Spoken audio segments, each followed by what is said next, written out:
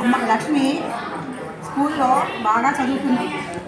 5 రకాల అభివృద్ధులు ఉంటాయి. 5 రకాల అభివృద్ధుల్లో శారీరక అభివృద్ధిలో కూడా చాలా బాగా చేస్తుంది అమ్మాయి. అంటే ఎగరడం కానీ, గెంతడం కానీ, పూసలు గుచ్చడం కానీ, పూసలు వేరు చేయడం కానీ అన్నీ చాలా బాగా చేస్తుంది అమ్మాయి. బాగా చదువుతుందమ్మా. కాన్వెంట్ కన్నా కూడా అంగన్వాడీ సెంటర్లో చాలా బాగా చెప్తున్నారమ్మా.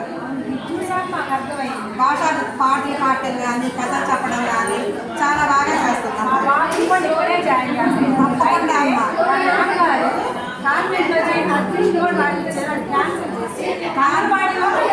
కాన్వెంట్ కన్నా కూడా అంగన్వాడీ సెంటర్లో చాలా బాగా చెప్తారు.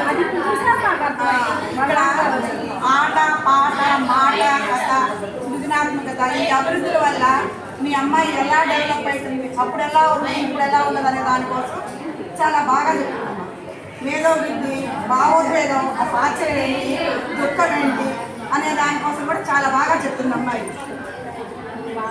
లెక్కల్లో కూడా అమ్మాయి